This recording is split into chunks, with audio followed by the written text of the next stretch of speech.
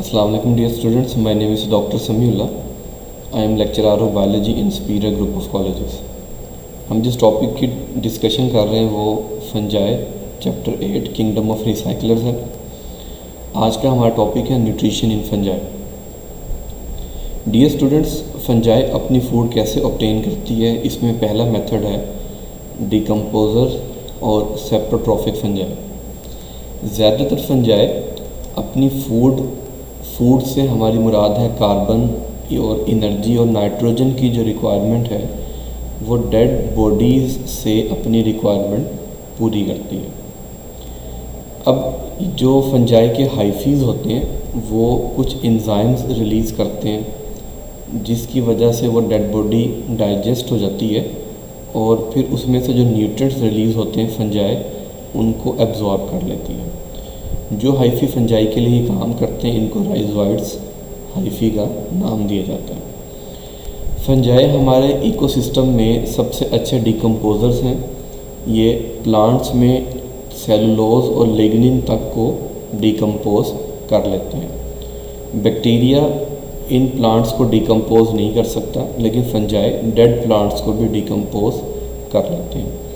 Animals को decompose करना काफ़ी आसान है क्योंकि एनिमल्स में सेल वॉल प्रेजेंट नहीं होती।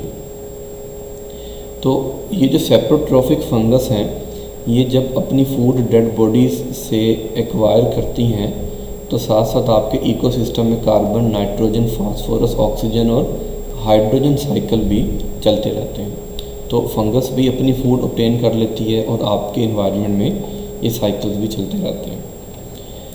ये आप देख सकते हैं इस डायग्राम में कि ये प्लांट है, कंज्यूमर है और ये कंज्यूमर को खाने वाले सेकेंडरी कंज्यूमर हैं। तो प्लांट डेड हो जाएं या एनिमल मर जाएं तो ये सब चीज़ों को डिकम्पोज करेगा फंगस और फंजाई।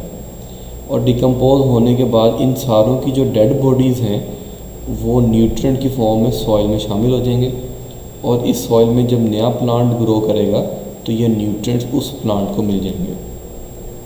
तो इस तरह से आपकी बॉडी और प्लांट की बॉडी मरने के बाद रिसाइकल होती रहेगी।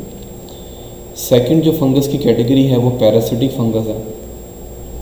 पैरासिटिक फंगस अपने हाइफी को अपने होस्ट सेल के अंदर पेनिट्रेट करके लिविंग होस्ट में से फूड एब्जॉर्ब कर लेती है और जो हाइफी ये काम करते हैं इनको हिस्टोरिया का नाम दिया जाता है। डियर स्टूडेंट्स, पैरासिटिक फंगस की दो कैटेगरीज हैं। एक है ऑब्लिगेट।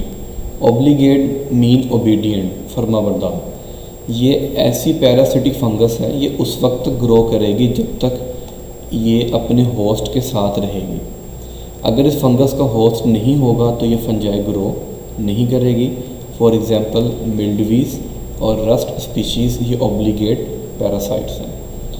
फैकल्टेटिव पैरासाइट्स वो हैं जो अपने होस्ट के साथ भी सर्वाइव कर लेते हैं, लेकिन अगर होस्ट ना हो तो तब भी आर्टिफिशियल ग्रोथ मीडियम पे यानी कि किसी नॉन लिविंग ऑब्जेक्ट पे भी सर्वाइव कर लेते हैं। तो ये फैकल्टेटिव पैरासाइट की कैटेगरी में आते हैं। तो फंजाई में बहुत सारी एग्जांपल ऑब्लिगेट और बहुत सारी फैकल्टेटिव पैरासाइट की एग्जांपल्स मौजूद हैं।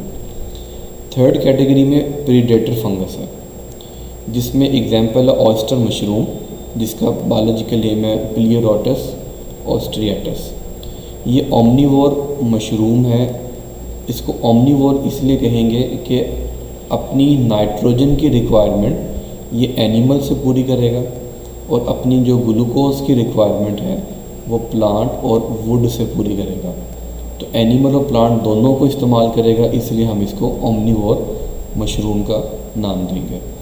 ये ओमनीवोर मशरूम जो नेमाटोड होते हैं, ये एक एनिमल का नाम है जो आप इस डायग्राम में भी देख सकते हैं। ये नेमाटोड एनिमल है। जब ये एनिमल इस फंगस को खाने आता है तो ये फंगस उसी एनिमल की बॉडी में अपनी हाइफी पेनिट्रेट कर देती है और उसकी बॉडी से नाइट्रोजन को एब्जॉर्ब करना शुरू कर देती है। सेकंड एग्जांपल में कुछ सॉइल फंगस ऐसी हैं जो इन नेमाटोड्स को पकड़ने के लिए अपने हाइफी का एक कंस्ट्रिक्टिंग रिंग बना लेती हैं जिसकी वजह से वो इस नेमाटोड को ट्रैप कर लेती हैं। या ये फंगस कुछ ऐसा स्टिकी सब्सटेंस रिलीज़ कर रही होती हैं जिसके साथ ये नेमाटोड एनिमल आके स्टिक हो जाता है। तो इसकी वजह से जो है वो आपका जो ये एनिमल है इसके साथ ये अटैच हो जाता है और ये ट्रैप हो जाता है। उसके बाद नेक्स्ट है म्यूचुअलिस्टिक और symbiotic association of the fungi, जिसमें नंबर 1 है लाइकन्स। लाइकन्स हम तब कहेंगे अगर एक फंजाई और एक फोटोसिंथेटिक ऑर्गेनिज्म आपस में एक दूसरे के साथ मिल के रहना शुरू कर दें तो ये लाइकन बन जाएगा।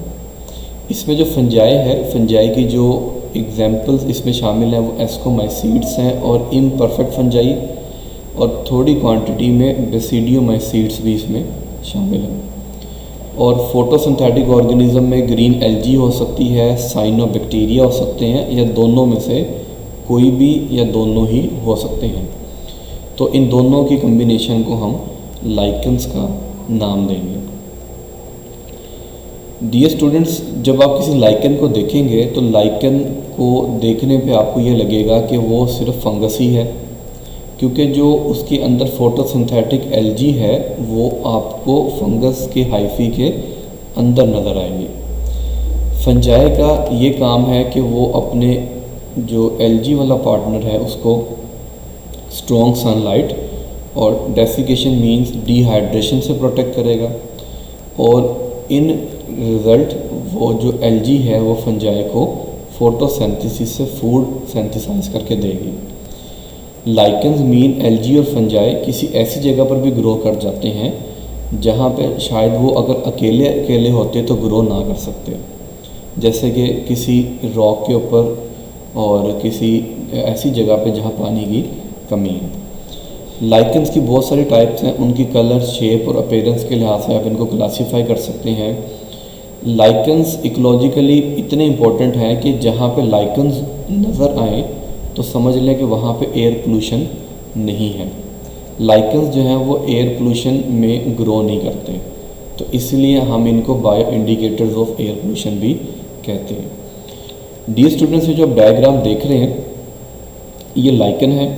इसमें आपको बाहर से ऐसे नज़र आएगा कि जैसे ये फंगस का हाइफी है, लेकिन उसके अंदर आपको ये ग्रीन कलर की एल्गी नज़र आएगी। ठीक है, तो ये जो फंगस के हाइफी के साथ एल्गी जो है वो इंटरवूवन है, बिल्कुल ऐसे ही मिक्स हुई है जिस तरह कपड़े में धागे एक दूसरे के साथ आपस में मिक्स होते हैं। इस एल्गी में से आपको नज़र आ रहा है कि एल्गी सिर्फ ऊपर वाली लेयर पे नज़र आएगी जहाँ तक सनलाइट आती है, यहाँ नीचे वाली लेयर में आपको एल्गी नज़र नहीं आएगी जहाँ पे सनलाइट नहीं आती। लाइकन्स अपनी रिप्रोडक्शन एसेक्सुअल स्ट्रक्चर्स के थ्रू करते हैं जिसका नाम सोरिडिया है। डियर स्टूडेंट, इस सोरिडिया को आप इस डायग्राम में देख सकते हैं कि सोरिडिया में ये एल्गी है ग्रीन कलर की, इसके ऊपर फंगस के हाइफी सराउंडेड है, तो इसको सोरिडिया कहते हैं। ये इस लाइकन से निकलेंगे और किसी दूसरी जगह पे न्यू लाइकन को सिंथेसाइज करवाएंगे। माय डियर स्टूडेंट्स, इस डायग्राम में आप लाइकन्स की डिफरेंट ग्रोथ फॉर्म्स देख सकते हैं, जैसे कि फ्रूटिकोज लाइकन। फ्रूटिकोज लाइकन में एग्जांपल है ramalina. Fruticose mean branch shape lichen. ठीक है, आप इस डायग्राम में देख सकते हैं कि ये एक पत्थर के ऊपर लाइकन किस तरह से ग्रो हुई है, फ्रूटिकोज लाइकन।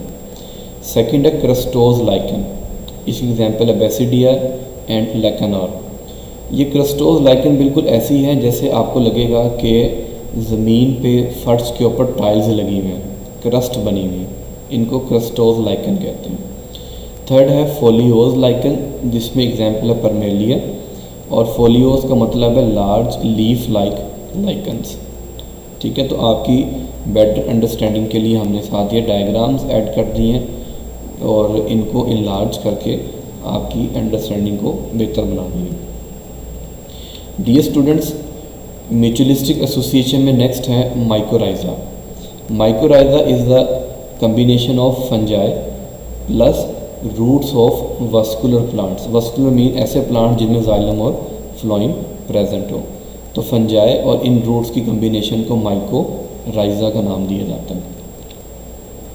डियर स्टूडेंट्स, फंगस की वजह से प्लांट की रूट्स का सरफेस एरिया बढ़ता है और वो रूट्स ज़्यादा बड़ी क्वांटिटी में और ज़्यादा अच्छे तरीके से फास्फोरस, जिंक और कॉपर को एब्जॉर्ब कर सकती है सॉइल से। और ऐसे प्लांट्स जिनके साथ ये फंगस की एसोसिएशन है वो प्लांट्स की ग्रोथ ज़्यादा बेहतर होती है। जो प्लांट्स हैं वो फंगस को क्या फ़ायदा देंगे, वो फंजाई को ऑर्गेनिक कार्बामीन ग्लूकोज प्रोवाइड करेंगे। तो यहाँ पे आप देख सकते हैं कि अगर आप ये एक प्लांट देखें जिसमें आपको फंगस की एसोसिएशन नज़र नहीं आ रही, ठीक है, तो यहाँ पे आप देख सकते हैं कि अगर तो प्लांट की ग्रोथ आप यहाँ पे ऑब्ज़र्व करें तो यहाँ प्लांट ज़्यादा ग्रो कर रहा है क्योंकि यहाँ पे फंगस की एसोसिएशन है। ये विदाउट फंगस एसोसिएशन है तो यहाँ प्लांट की ग्रोथ बहुत ज़्यादा नहीं हो रही। तो दोनों को कंपैरिजन करके दिखाया कि जहाँ पे प्लांट की रूट के साथ फंजाई होगी वो वाला प्लांट ज़्यादा ग्रो करेगा। माय डियर स्टूडेंट्स, माइकोराइज़ा की दो टाइप्स होती हैं, एंडोमाइकोराइज़ा और एक्टोमाइकोराइज़ा। एंडोमाइकोराइज़ा ये होता है कि अगर जो फंजाई की हाइफी हैं वो रूट के सेल्स के अंदर तक पेनिट्रेट कर दें तो इनको एंडोमाइकोराइज़ा कहते हैं। और सेल्स के अंदर जाके वो हाइफी कॉइल्स और स्वेलिंग्स की फॉर्म में नज़र आते हैं या उनकी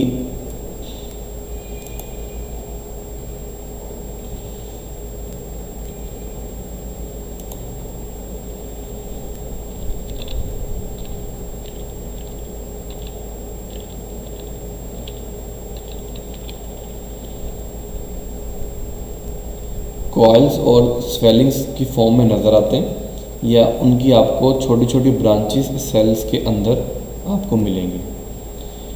एक्टोमाइकोराइज़ा में जो ये हाइफी हैं ये सेल्स के अंदर पेनिट्रेट नहीं करते बल्कि ये सेल्स के दरमियान की स्पेसिस में रहते हैं और या रूट के बाहर एक लेयर में इकट्ठे रहते हैं। For example as in the case of pine and firs tree. फंजाई के हैबिटेट के लिहाज से कुछ यूनिक फीचर्स हैं। फंजाई बेस्ट ग्रो करती है मॉइस्ट हैबिटेट में, लेकिन इसके अलावा जहाँ कहीं भी ऑर्गेनिक मैटर मौजूद हो वहाँ फंजाई इजीली ग्रो कर जाती है। इसके अलावा ये ड्राई कंडीशन पे भी इजीली ग्रो करती है और जब वाटर अवेलेबल नहीं होगा तो ये स्पोर फॉर्मेशन कर देती है जिसकी वजह से ये अगले सीज़न तक सर्वाइव करती है। आपको फंजाई ऐसी जगह पर भी ग्रो होती नज़र आएगी जहाँ पे कोई दूसरा ऑर्गेनिज्म ग्रो नहीं कर सकता, जैसे pH 2 to 9 जहाँ पे बहुत बड़ी क्वांटिटी में शुगर और साल्ट सोल्यूशन होते हैं, जैसे कि जैम, जेलीज और अचार की बोतल में आपको फंगस ईज़िली ग्रो होती हुई नज़र आएगी, लेकिन वहाँ बैक्टीरिया ग्रो नहीं कर सकेंगे। फंजाई को जब ज़्यादा और एक्स्ट्रा फूड अवेलेबल होती है तो वो उस फूड को लिपिड्स और ग्लाइकोजन की फॉर्म में अपने माइसीलियम में स्टोर कर लेते हैं।